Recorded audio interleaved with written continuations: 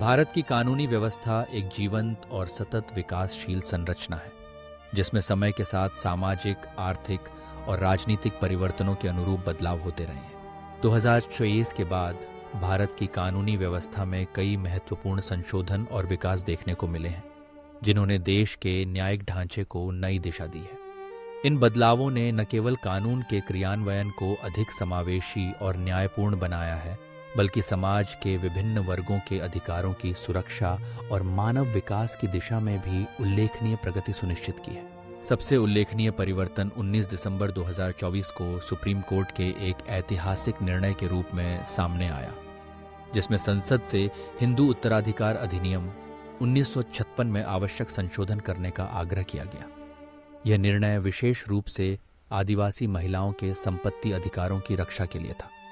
ऐतिहासिक रूप से आदिवासी महिलाओं को उनके पिता की संपत्ति में समान अधिकार नहीं मिलते थे, जैसा कि अन्य समुदायों की महिलाओं को मिलता है। सुप्रीम कोर्ट ने स्पष्ट किया कि समानता के अधिकार के मौलिक सिद्धांत के तहत आदिवासी महिलाओं को उनके पिता की संपत्ति में पूर्ण और बराबर अधिकार मिलना चाहिए।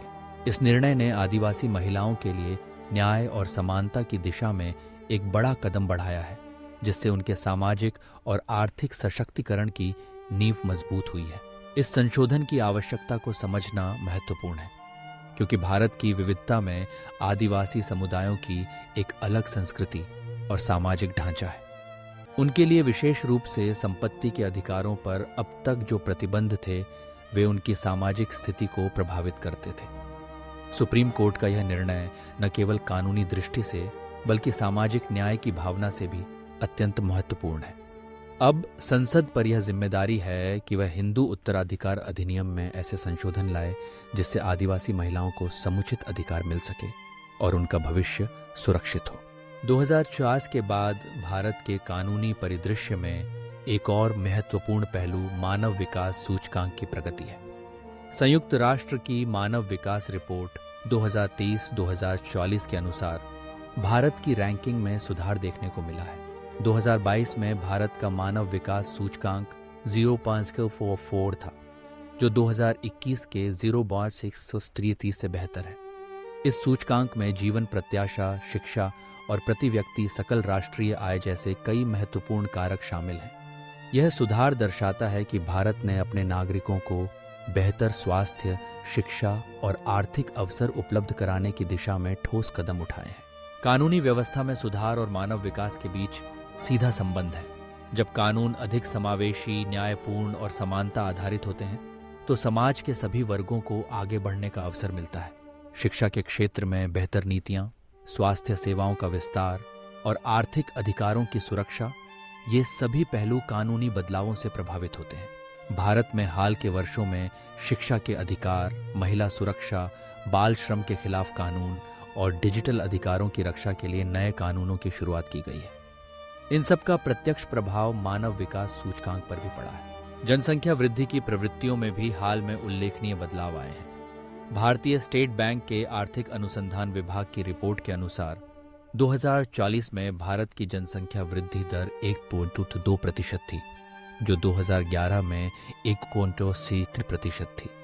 यह गिरावट खासकर दक्षिणी राज्यों में देखने को मिल रही है, जबकि उत्तर और पूर्वी राज्यों में अभी भी वृद्धि जारी है। जनसंख्या वृद्धि दर में यह बदलाव भारत के सामाजिक और कानूनी ढांचे को भी प्रभावित करता है। कम जनसंख्या वृद्धि दर का अर्थ है कि सरकार और कानूनी संस्थाएं नागरिकों को बेहतर सेवाएं और अधिकार प्रदान करने में अधिक सक्षम हो सकती हैं। साथ ही यह सामाजिक आर्थिक नीति निर्माण और संसाधनों के वितरण को भी सरल बनाता है। कानूनी व्यवस्था में बदलावों का एक और महत्वपूर्ण पक्ष है समाज के कमजोर वर्गों की रक्षा। 2040 के बाद विशेष रूप से महिलाओं, बच्चों और आदिवासी समुदायों के अधिकारों को सुनिश्चित करने के लिए कई पहल की गई हैं। सुप्रीम कोर्ट द्वारा बार बार यह स्पष्ट किया गया है कि कानून का उद्देश्य केवल अपराध को दंडित करना नहीं, बल्कि समाज में न्याय और समानता की स्थापना करना है। उदाहरण के तौर पर संपत्ति अधिकारों में समानता, घरेलू हिंसा के खिलाफ कड़े कानून और बाल अधिकारों की रक्षा के लिए कठोर प्रावधानों को लागू किया गया है। ये बदलाव भारतीय कानून को अधिक मानवीय और संवेदनशील बनाते हैं। डिजिटल युग में भारत की कानूनी व्यवस्था ने डेटा सुरक्षा, साइबर अपराध और ऑनलाइन अधिकारों की सुरक्षा के क्षेत्र में भी नए कानूनों और दिशा निर्देशों को लागू किया है। डिजिटल डेटा सुरक्षा अधिनियम 2024 के बाद नागरिकों के व्यक्तिगत डेटा की गोपनीयता सुनिश्चित करने के लिए नए प्रावधान जोड़े गए हैं। साइबर अपराधों से जुड़े मामलों में त्वरित न्याय, ऑनलाइन धोखाधड़ी और डिजिटल लेन देन की सुरक्षा के लिए कानूनों को और अधिक कठोर बनाया गया है। इससे भारत की कानूनी व्यवस्था वैश्विक मानकों के अनुरूप आगे बढ़ रही है। इन संशोधनों और विकासों के साथ भारत की कानूनी व्यवस्था ने समाज में विश्वास, पारदर्शिता और जवाबदेही की भावना को मजबूत किया है। संसद और न्यायपालिका की सक्रियता ने यह सुनिश्चित किया है कि कानून आम जनता की जरूरतों और बदलते सामाजिक परिवेश के अनुरूप हो।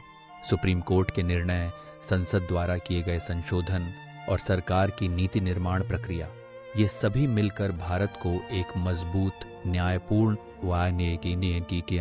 न्यायपूर्ण और समावेशी देश बनाने की दिशा में अग्रसर है।